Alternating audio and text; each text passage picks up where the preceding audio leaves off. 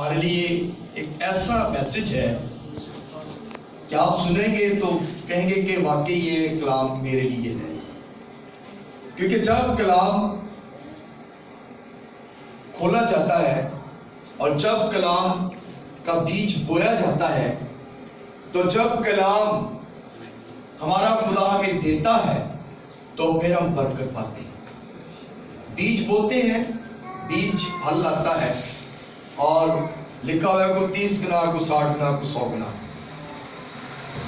اور اسی طرح ہی انسان کی زندگی بھی ہے، اگر ہم زیادہ عبادت کرتے ہیں تو زیادہ برکت پاتے ہیں، اگر ہم کم عبادت کرتے ہیں تو کم برکت ملتی ہے۔ اور اسی طرح ہی یعنی کہ 30 60 100 گنا کے جو ہے لیول خدا نے بتا دیا ہوا ہے کہ آپ کس طرح عبادت کرتے ہیں اور کس طرح آپ کو برکت جو ہے وہ ملتی ہے۔ 30 60 100 جو کوئی 100 گنا برکت دینا چاہتا ہے تو وہ مکمل خدا کو اپنی زندگی دیتا ہے۔ آئیے کلام مقدس میں دیکھتے ہیں، مقدس یعقوب رسول کا خط اور اس کا 5واں باب، اس کی 19ویں اور 20ویں آیت ہم دیکھیں گے۔ اس میں لکھا ہے، اے میرے بھائیو، اگر تم میں کوئی راہ حق سے گمراہ ہو جائے اور کوئی اس کو پھیر لائے تو وہ یہ جان لے کہ جو کوئی کسی گناہگار کو اس کی گمراہی سے پھیر لائے گا وہ ایک جان کو موت سے بچائے گا اور بہت سے گناہوں پر پردہ ڈالے گا۔ خدا ان کے پاک کلام کے پڑھے اور سنے جانے پر خدا ان کی برکت ہو۔ خدا کا شکر۔ یہ آج جو میسج ہے، یہ آیت میں نے پتہ نہیں کتنی مرتبہ پڑھی ہے لیکن کبھی اس پہ غور نہیں کیا، اور آج میں خدا کو کہہ رہا تھا کہ میں کون سا کلام جو ہے وہ سناؤں، تو خدا نے یہ آیت، یہ پیغام میرے سامنے کیا اور اس نے کہا کہ آج تو نے اس پر جو ہے وہ کلام جو ہے وہ بولنا ہے۔ اور جب خدا کلام دیتا ہے تو پھر آپ یقین جانیں کہ زندگیاں برکت ہو جاتی ہیں۔ یہاں پہ یعقوب رسول اس بات کو کہہ رہے ہیں، اے بھائیو، کہتا ہے میرے بھائیو، یعنی کہ اگر کوئی تم میں راہ حق سے گمراہ ہو جائے، کوئی اپنی راہ سے ہٹ جائے، تو اس کے لیے کیا کرنا ہے؟ آپ نے اس کو پھر دوبارہ پھیر کے لانا ہے، اس کو دوبارہ پھر سے اس کو اس کی زندگی میں لے کے آنا ہے۔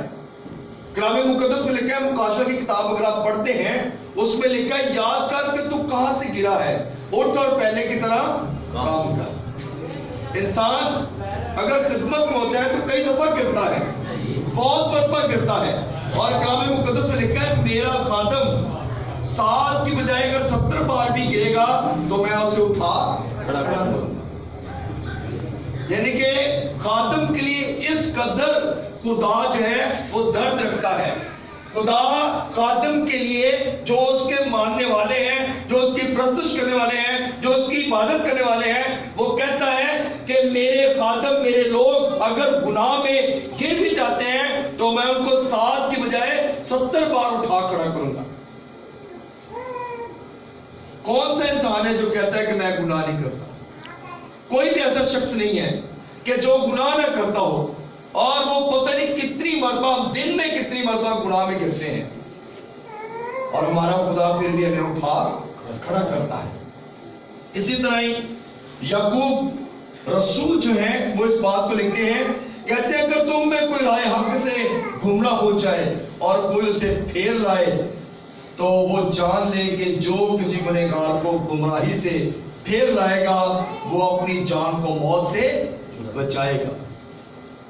یعنی کہ اگر آپ یا میں یا اور کوئی خادم، جتنے بھی خادم ہیں، یا اور جو بھی کوئی خدا کا خوف اور ڈر رکھنے والے ہیں، اگر کسی شخص کو خدا کی راہ پر لگا دیتے ہیں، عبادت کے لیے اس کو جو ہے وہ تیار کر لیتے ہیں کہ آپ نے خدا کی عبادت کرنی ہے، آپ نے چرچ جانا ہے، ریگولر چرچ جانا ہے، سنڈے کو مس نہیں کرنا، آپ نے جتنی بھی عبادات ہوتی ہیں اس کو مس نہیں کرنا، تو آپ یقین جانیں کہ آپ جس شخص کی کاؤنسلنگ کر رہے ہیں، جس شخص کو آپ کہہ رہے ہیں، آپ اس کی زندگی کو بچا رہے ہیں، کیونکہ آپ کو پتا ہے میں نے اپنی زندگی جو ہے وہ اپنے خدا کے نام لگا دی ہے، اور اگر آپ کسی کی زندگی کو بچا رہے ہیں تو اس کا مطلب ہے اس کی زندگی موت سے بچ جائے گی۔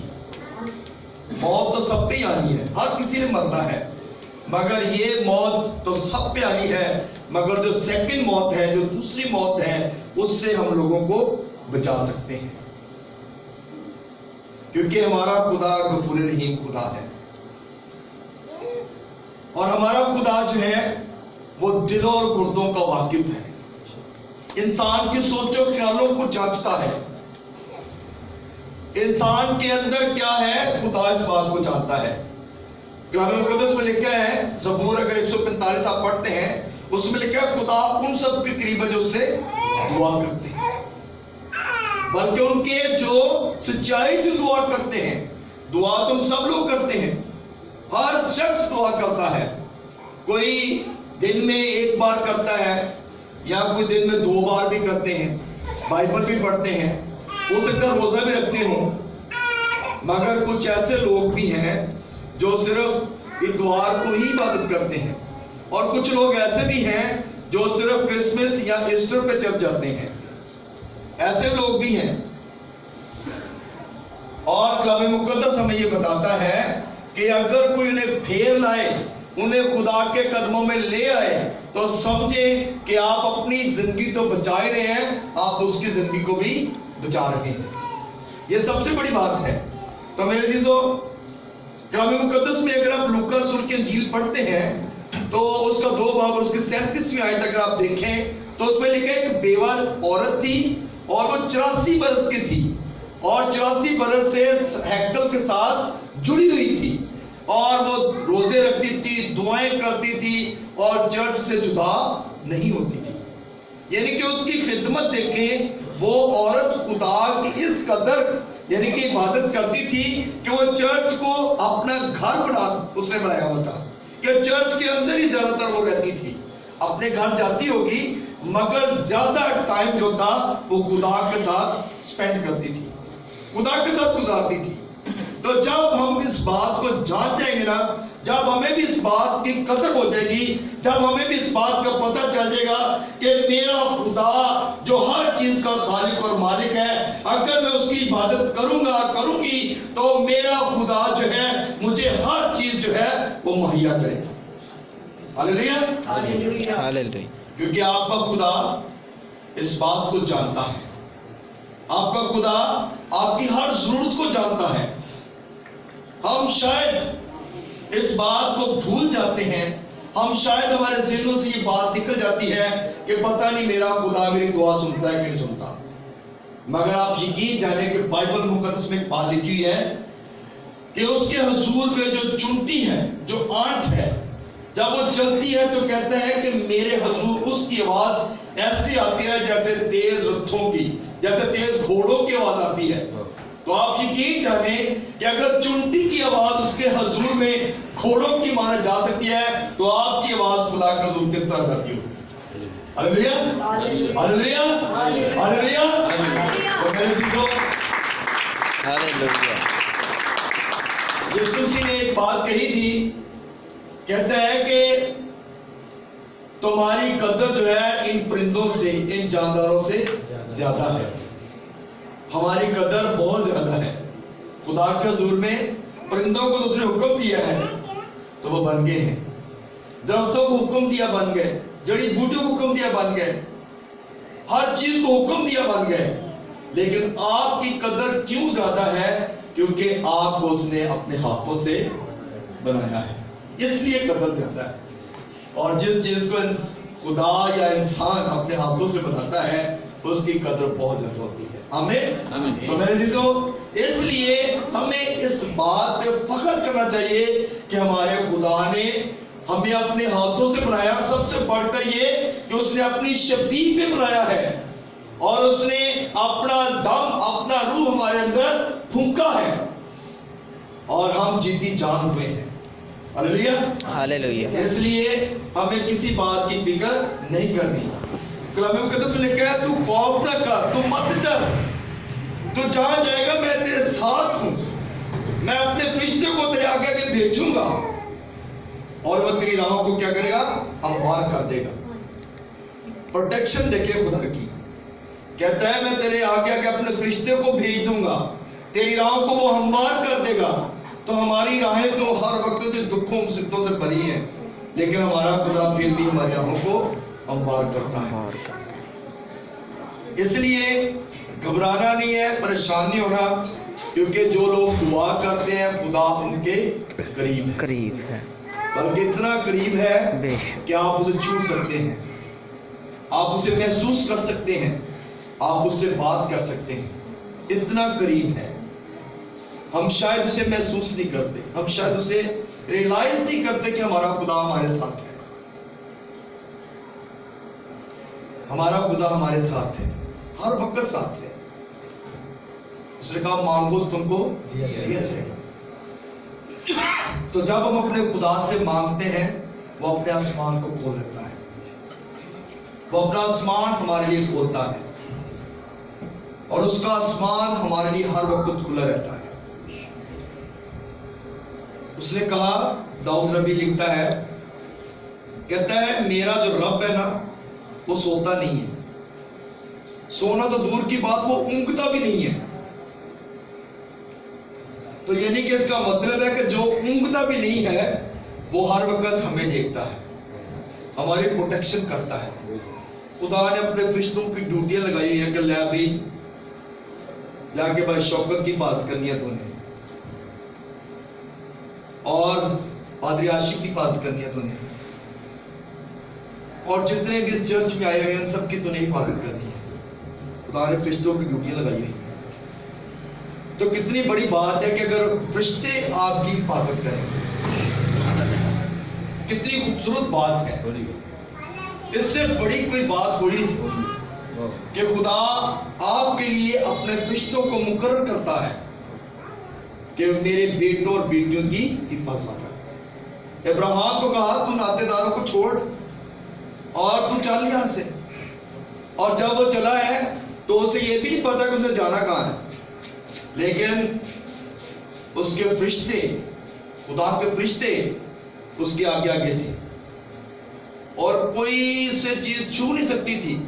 اتنا مال مویشی، اتنے نوکر چاکر تھے، اور رات کو وہ میدانوں میں سو جاتے تھے۔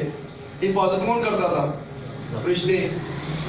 خدا نے ڈیوٹی لگا دی، لے ابھی کوئی جاندار، کوئی جانور، کوئی درندہ آ کے انہیں جانوروں کو نقصان نہ پہنچائے۔ کیسی بڑی بات ہے۔ تو جب ہم بھی آج بھی دیکھیں، بہت سارے ایسے غریب شخص ہیں جو سڑکوں پہ سوئے ہوتے ہیں، جن کے پاس کچھ بھی نہیں ہوتا اور وہ ایسے ہی سوئے ہوتے ہیں، تو ان کی حفاظت کون کر رہے ہیں؟ وہ بیٹھا جو اوپر وہ کر رہے ہیں۔ تو دیکھیں کہ خدا جو ہے وہ بھی خدا کے آسرے پہ سوئے ہوتے ہیں، اور ان کی حفاظت ہمارا خدا کرتا ہے۔ تو ہماری تو بہت زیادہ قدر ہے۔